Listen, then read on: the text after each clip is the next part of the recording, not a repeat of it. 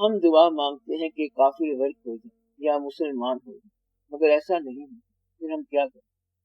اللہ سے ڈرو اور باز آ جاؤ۔ آپ لوگ عام طور پر ایک غلطی میں مبتلا ہوتے ہیں کہ کافروں کو ذہنی طور پر برا سمجھتے ہیں، لیکن آپ نے کافرانہ زندگی اپنے لیے اختیار کی ہوئی ہے، اس لیے وہ کافر آپ کی دعا سے کیسے غرق ہوگا؟ اگر آپ نام نہ بتائیں کہ ہمارا نام اسلامی ہے تو کافر اور مومن میں فرق کا کیسے پتا چلے گا؟ آپ کی گھریلو زندگی میں جتنی چیزیں استعمال ہوتی ہیں، مثلاً مشینیں ساری کی ساری کافرانہ ساخت کی جاتی ہیں، طرز حیات کافرانہ ہے، کچھ علم بھی کافرانہ ہے جو کالجوں اور اسکولوں میں پڑھایا جاتا ہے، اور پھر جو علم دینے والے ہیں ان کو بھی آپ دیکھ لیں، جس نے آپ کے ہاں ٹویوٹا کار بنا کے بھیجی ہے، اب اللہ تعالیٰ اس کافر کو کیسے کرے گا؟ کیونکہ وہ تو آپ کے آرام کے لیے کار بنا کے دے رہا ہے۔ اصل میں آپ نے کافر کو کافر کے فن کے ساتھ مقابلہ کر کے اسے زیر کرنا، اللہ کے ہاتھ سے غرق نہیں کرانا۔ آپ جو غلطی کرتے ہیں وہ یہ ہے کہ آپ سمجھتے ہیں کہ اللہ تعالیٰ انسانوں کی طرح یعنی ہمارے جیسے جذبات رکھتا ہے، حالانکہ وہ سب کا خالق ہے۔ تو اللہ ہے، کافروں کا بھی اللہ ہے اور مومنوں کا بھی اللہ ہے۔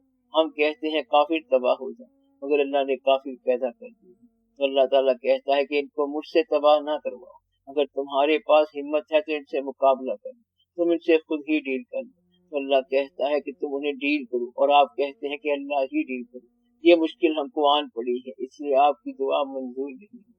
آپ کا کام ان کو تباہ نہیں کرنا ہے، بلکہ کنورٹ کرنا ہے، مسلمان بنانا ہے، مگر اس کے لیے شرط یہ ہے کہ پہلے آپ کو اپنی بخشش کا یقین ہو، مگر آپ کو تو اپنی بخشش کی گارنٹی نہیں ہو رہی۔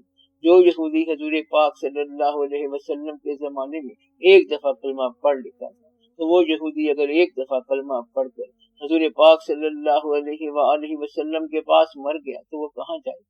جنت میں جائے گا۔ تو جو ایک دفعہ کلمہ پڑھے گا تو پھر وہ جنت میں جائے گا، اور آپ کلمہ پڑھ کے مر جائیں گے، مگر آپ کو مولوی صاحب جنت میں نہیں جانے دے گی۔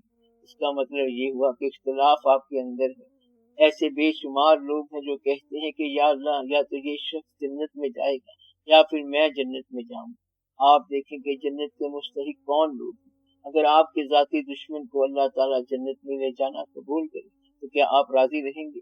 جنت میں جانے والے انسان کی جنت میں جا کے جو کیفیت ہوتی ہے وہ یہاں سے شروع ہو جاتی ہے، یعنی دنیا سے شروع ہو جاتی ہے۔ کیا دنیا میں ایسا وقت آ سکتا ہے کہ آپ اپنے قاتل پر معافی کی نگاہ کریں؟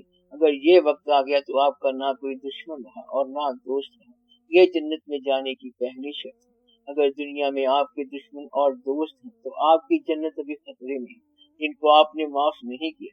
اگر اللہ انہیں معاف کر دے تو پھر بتاؤ کہ آپ کی کیا پوزیشن ہے۔ اس لیے فوراً آپ سب کو معاف کر کے نجات پائیں۔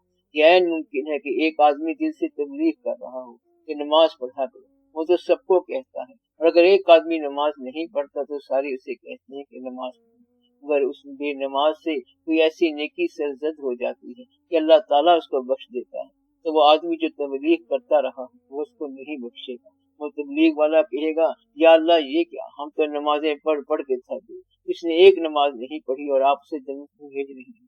لہذا آپ اللہ تعالیٰ کو مکمل طور پر اختیار کہ وہ جو چاہے جس کو چاہے جو کچھ دے دے۔ اگر یہ کر لیا تو پھر آپ کی نگاہ میں کوئی گنہگار نہیں رہے گا اور آپ یہیں سے جنت میں داخل ہو جائیں گے۔ جب ذہنی طور پر آپ کسی کو دوزخی نہیں کہیں گے تو پھر آپ جنتی بن جائیں گے۔ اگر آپ حضور پاک صلی اللہ علیہ وسلم کی امت کے کسی شخص کو دوزخی نہیں کہیں گے تو پھر آپ جنتی ہیں۔ تو جنتی کی کیا تعریف ہے؟ یا اللہ، حضور پاک صلی اللہ علیہ وسلم کی ساری امت کو جنتی بنا، اور اس کو بھی جنتی بنا جو مجھے گالی دیتا ہے، مجھے نہیں مانتا، میرا منکر ہے اور میرا باغی ہے۔ اس لیے جس شخص نے معاف کر دیا اس پر اللہ راضی ہو۔ تو آپ یہ دعا کریں کہ یا اللہ ہمیں موقع دے کہ ہم اپنی بخشش حاصل کرنے کے بعد کافروں کے لیے بخشش کا راستہ دیں۔ ایک بزرگ اپنی مستی میں جا رہے تھے، وہ زمانہ ہندوؤں کا تھا۔ اس نے دیکھا کہ ایک ہندو لڑکی رام رام کرتی جا رہی ہے۔ اس نے کہا بیٹے کیا پڑھتی جا رہی ہو؟ رام رام پڑھتی جا رہی ہے۔ اس نے کہا یا اللہ، شکلیں تو بڑی اچھی بناتا ہے اور انہیں دوزخ میں بھیج دیتا ہے، اتنی پیاری بچی کو دوزخ میں نہیں جانا چاہیے۔ تھوڑی دیر کے بعد لڑکی واپس آئی تو بزرگ نے پوچھا کیا پڑھ رہی ہو؟ کہتی ہے اللہ اللہ کر رہی ہے۔ بغیر کچھ کہے ہوئے تیرے دل کی تمنا سے وہ رام رحیم کی طرف کنورٹ ہو جاتا ہے، تبدیل ہو جاتا ہے۔ گویا آپ کا دل صاف ہونا چاہیے۔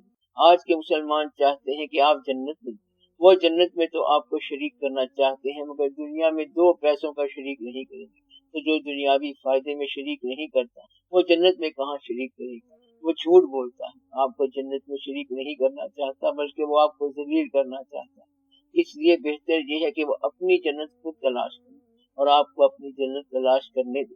اس لیے آپ کافروں کو کافر ہی رہنے دو تو بہتر ہے۔ اس لیے دعا کرو کہ یا اللہ ہمیں اپنے آپ سے نجات اور ہمیں توفیق دے کہ ہم ان سے بات کریں۔ اگر ایسا نہیں کر سکتے تو بہتر یہ ہے کہ ان کو ایسے ہی رہنے دو۔ تو دعا کیا ہونی چاہیے؟ اللہ تعالیٰ آپ لوگوں کو خوش رکھے، سلامت رکھے، آپ کی چھوٹی سی زندگی ہے اس میں راضی رہنے کی توفیق عطا فرمائے۔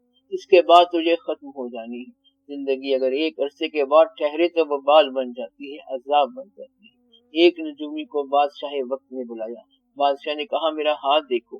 اس نے کہا جہاں پناہ آپ کے ہاتھ کی لکیریں میں نے پڑھ لی، آپ کے سب بچے آپ کے سامنے مریں گے، آپ کی اتنی لمبی عمر، you have a long life. بادشاہ نے کہا اس کو جیل میں بھیج دو۔ بادشاہ نے دوسرا نجومی بلوا لیا، اس نے ہاتھ دیکھ کر کہا جہاں پناہ کیا بات بتائی جائے، آپ کا ہاتھ بہت اچھا ہے، آپ بڑے خوش قسمت ہیں، سب رشتہ داروں سے زیادہ عمر آپ نے پائی ہے، you have very long life. بادشاہ نے کہا بول تجھے کیا چاہیے؟ تو نجومی نے کہا کہ میرا انعام یہ ہے کہ آپ میرے استاد کو آزاد کر دیں۔ اس نے بھی آپ کو وہی بات بتائی ہے جو میں نے کہی ہے، میں نے یہ کہا کہ آپ اپنے بچوں سے زیادہ عمر پائیں گے اور اس نے کہا کہ آپ کے بچے آپ سے پہلے مریں گے۔ بات تو ایک ہی ہے، اگر یہ دعا مانگی جائے کہ اللہ آپ کی عمر زیادہ کرے تو اس کا مقصد کیا ہے کہ زیادہ لوگ آپ کے سامنے رخصت ہو جائیں۔ اس لیے آپ اللہ کو اس کے حال پہ رہنے دیں۔ ایک بچہ بہت رو رہا تھا کیونکہ اس کا باپ فوت ہو گیا تھا۔ اس کے پیر نے کہا روتا کیوں ہے؟ گھبرانے والی کیا بات ہے، کچھ دن کے بعد تو بھی وہاں پہنچ جائے گا، تو سفر کی کوئی مشکل نہیں ہے کیونکہ آگے سب بیٹھے ہوں گے۔ اللہ تعالیٰ آپ کو سلامت رکھے۔ ہم یہاں بچوں کے پاس ہوتے ہیں اور پھر ماں باپ کے پاس ہوں گے۔ اللہ تعالیٰ سب پر رحم کرے، اللہ اپنی عافیت میں رکھے۔ اللہ تعالیٰ آپ کو چھوٹی چھوٹی عبادتیں کرنے کی توفیق عطا فرمائے۔ آپ کے پاس جو سب سے بہتر صفت ہے، جو بیسٹ صفت ہے، وہ آپ اللہ کی راہ میں لگا دیں۔ the best achievement سب سے اچھا حاصل جو ہے وہ اللہ کی راہ میں لگا دیں۔ آپ کا اللہ آپ پر راضی ہے اور آپ اللہ پر راضی ہو۔